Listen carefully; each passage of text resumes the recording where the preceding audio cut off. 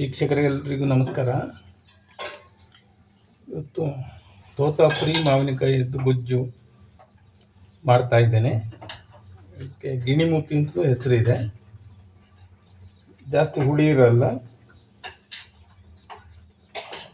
ಹಾಗೆ ಮಾವಿನಕಾಯಿ ತಿನ್ಬೋದು. ತಿಂದರೆ ಅದು ಅಷ್ಟು ರುಚಿ ಇರಲ್ಲ. ಹಿಂಗೆ ಗೊಜ್ಜು ಮಾಡಿದರೆ ಒಳ್ಳೆ ಟೇಸ್ಟ್ ಇರುತ್ತೆ. ಒಂದು ತುತ್ತು ಅನ್ನ ಜಾಸ್ತಿ ಹಿಡಿಯುತ್ತೆ ನಮ್ಮ ಹೊಟ್ಟೆಗೆ.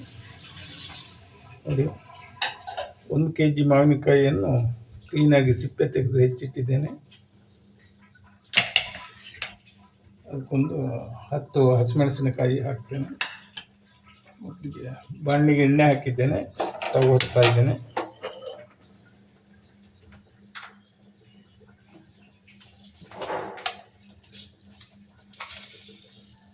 ಸಾಸಿವೆ ಹಾಕ್ತಾ ಇದ್ದೇನೆ.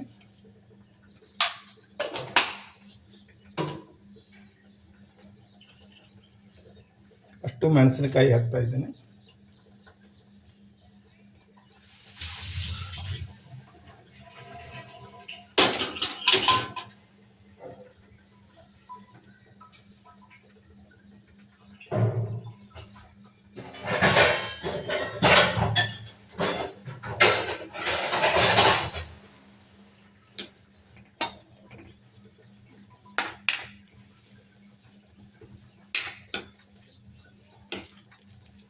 ಈ ಬೇಸಿಗೆ ಬಿಸಿಲಿಗೆ ಮಾವಿನಕಾಯಿ ಗೊಜ್ಜು ಮಜ್ಜಿಗೆ ಅಥವಾ ಸಾರಿನ ಜೊತೆ ಊಟ ಮಾಡೋದು ಅಂದರೆ ಜನರಿಗೆ ಅಚ್ಚುಮೆಚ್ಚು. ಸಾಂಬಾರು ಊಟ ಮಾಡೋದು ಸ್ವಲ್ಪ ಕಷ್ಟ ಆಗುತ್ತೆ.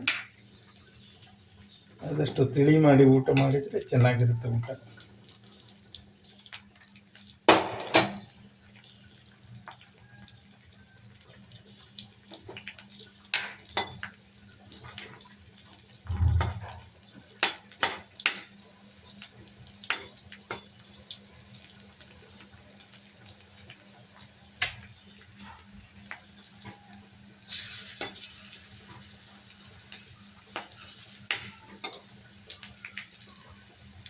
ಇದಕ್ಕೆ ಮಾವಿನಕಾಯಿ ಹಾಕ್ತಾ ಇದ್ದೇನೆ. ಮಾವಿನಕಾಯಿ ಅಂದರೆ ಆ ಕಡೆ ಕಾಯಿನೂ ಅಲ್ಲ, ಈ ಕಡೆ ಹಣ್ಣು ಅಲ್ಲ.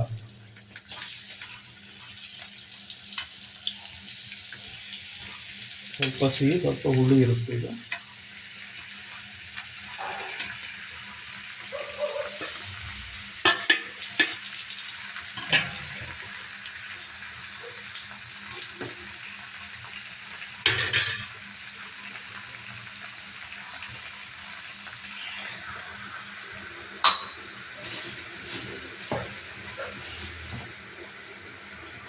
ಬೆಲ್ಲ ಹಾಕಬೇಕು.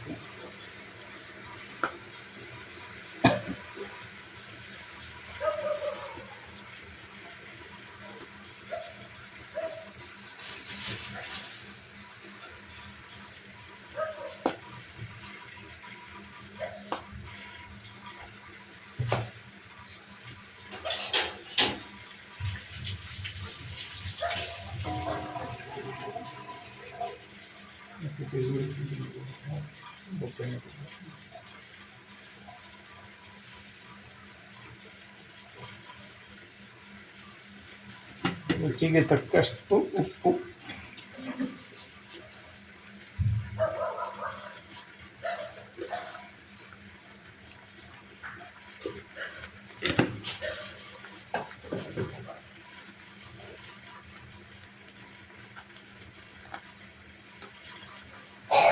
ಹಿಂಗೆ ಹಾಕ್ತಾ ಇದ್ದೇನೆ.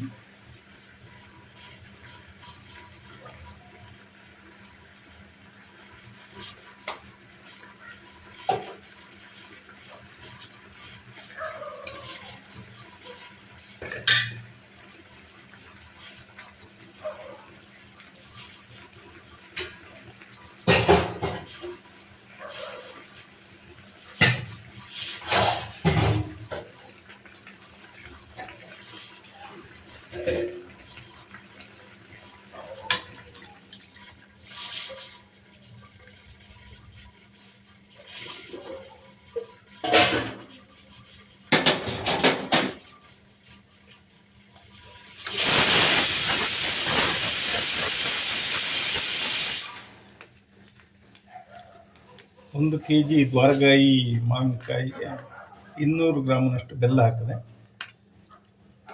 ಅದೇ ಸ್ವಲ್ಪ ಸ್ವೀಟ್ ಇರುತ್ತೆ ಮಾವಿನಕಾಯಿ, ಹಂಗೆ ಹುಳಿನೂ ಇರುತ್ತೆ. ನಾವು ಹುಳಿ ಬೇರೆ ಹಾಕಬೇಕಾಗಿಲ್ಲ, ಉಪ್ಪು ಖಾರ ಹಾಕಿ ಸಾಕು. ಇದು ಎಲ್ಲ ಪೇಸ್ಟಿನ ಥರ ಆಗಬೇಕು, ಬೆಂದು ಒಂದು ಸ್ವಲ್ಪ ಹೊತ್ತು ಹಿಡಿಯುತ್ತೆ ವೀಕ್ಷಕರೇ.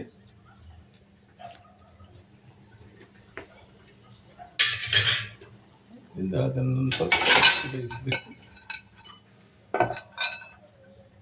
ವೀಕ್ಷಕರೇ. ಮಾವಿನ ಹಣ್ಣಿನ ಗೊಜ್ಜು ಆಗ್ತಾ ಬಂತು ನೋಡಿ, ಈ ಕನ್ಸಿಸ್ಟೆನ್ಸಿ ಬಂತ ಚೆನ್ನಾಗಿರುತ್ತೆ. ಸ್ವಲ್ಪ ಆರಿದ ಮೇಲೆ ಇನ್ನೊಂದು ಸ್ವಲ್ಪ ಮಂದಾಗುತ್ತೆ. ಓಕೆ, ಬೆಳ್ಳುಳ್ಳಿ ಒಗ್ಗರಣೆ ಕೊಟ್ಟಾಯಿತು.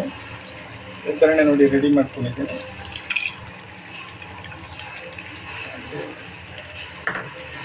ಬೆಳ್ಳುಳ್ಳಿ ಒಗ್ಗರಣೆ ಕೊಟ್ಟೆ, ಇಲ್ಲಿ ಮಾವಿನ ಹಣ್ಣಿನ ಗೊಜ್ಜು ರೆಡಿ ಆಯಿತು ನೋಡಿ. ಮಾಡಿಕೊಳ್ಳಿ ನೀವು.